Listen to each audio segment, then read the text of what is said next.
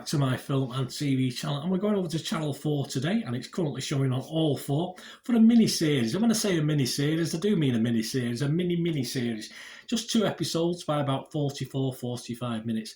And we're going to have a look at a courtroom drama that's obviously a lot of people were interested in the original story. Personally, I couldn't give a damn about it because of the people involved. But yeah, I thought I'd give this as entertainment. I thought I'd give the little mini. It's only 2 episodes, so why not? It's not a 12-episode thing. Otherwise, I might have just given up on it. But yes, we're going to have a look at Vardy versus Rooney, a courtroom drama. Please, if you are new to the channel, push that subscribe button, push the bell notifications, and if you're pushing buttons, make an old film and TV watcher very happy if you push that little extra button for that little thumbs up or that like. That'd be wonderful if you can do that for me. So yes, we're going over to Vardy and Rooney. So this is a TV drama review. I do film reviews as well and information vlogs. This is directed by Una Kearney, produced by Catherine Donahoe, and written by Chris Atkins. And of course, the tag thing is the Wagatha Christie event, Wagatha Christie case, isn't it? Wagatha Christie events, and of course the subsequent high-profile court case. And it all starts in court, and obviously goes back in time and gives you the backstory to the various things that are being said in court. It's all taken from various transcripts and condensed, and hopefully, what's the word? Not glamorised, but just more succinct and straight to the point. So that's what we get. What are the public thinking? Well, the public quite like it. I assume a lot of people who are interested in the original story have liked this as well. Although I did see some reviews of people who said, well, it's not telling me anything I didn't know. But it's just nice to see, for me, it's just nice to see something dramatised, whether I know all the ins and outs of it. Like the Titanic sinks doesn't stop you enjoying the film, does it? Internet Movie Database at the 26th of December 2022, 9 a.m. It's getting a 6.4 out of 10. That's only 113 scores and reviews, so not a mass. But it's about 72% positivity. And I say, it does recreate the English High Court defamation case between the two figures, Rebecca Vardy and Colin Rooney, from 2022, with the focus on the opposing legal teams. The case arose after Rooney accused Vardy of leaking posts from her private Instagram account to the Sun newspaper, resulting in Vardy suing Rooney for libel.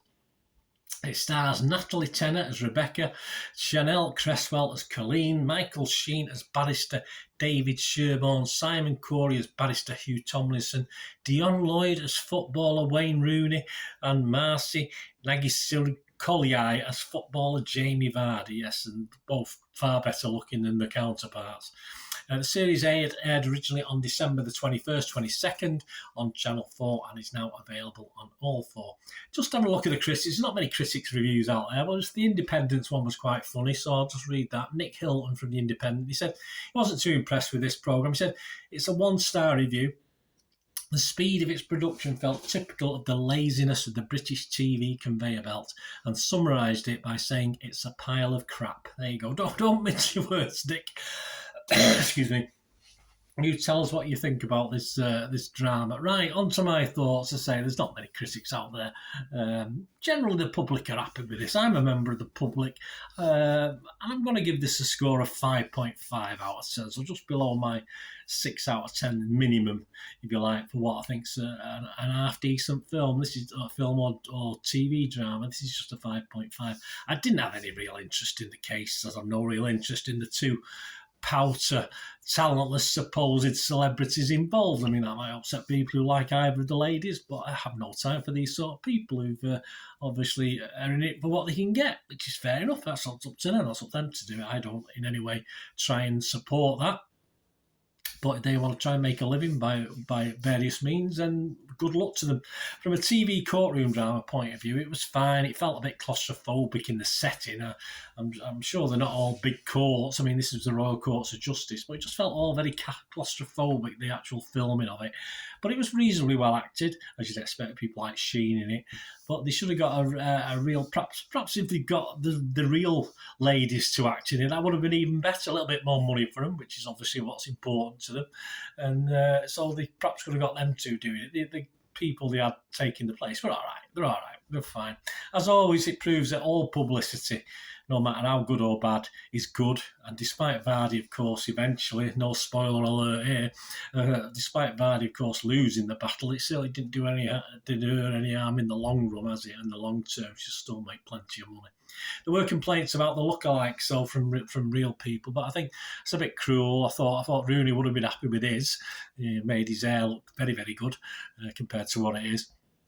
And I think Rooney and Vardy, I think obviously they were far easier on the eye, perhaps in the originals as well. So I don't think there's any complaints from the actual people in that. But some of the public weren't impressed by the looky-likey actors. But they're actors. You can't always find people who looks 100% like someone they're taking the place of. So I don't accept that criticism anyway. So I don't stress over these people. Good luck to them making the best of what they have. I could not be bothered about them before I watched this. And although I did find it an okay watch, I don't care any more or less to them afterwards. It doesn't mean anything. I'll be surprised if this little drama has changed anyone's opinion, whether it was good or bad. It's certainly not a debate where you're given carte blanche to sort of win people over. I think both protagonists came out of it in a similar vein to what people would have been thinking anyway. As entertainment, it was okay. Part 1 perhaps a little bit better than Part 2, which is a little bit drier. And of course, it's no To Kill a Mockingbird or A Few Good Men. But like the women at its centre once watched, it will soon be forgotten. But obviously, we're not going to forget these two very quickly, are they? But I try to, but it's not always possible. So, yeah, as entertainment, if it was just made up stuff, it would have been quite funny. As real stuff, it's still quite funny, isn't it? In a sad sort of way. Let me know what you think, guys, and if you get to watch this. Thanks for watching. Please, until we meet again, ask one thing, don't please stay safe, everyone. Bye for now.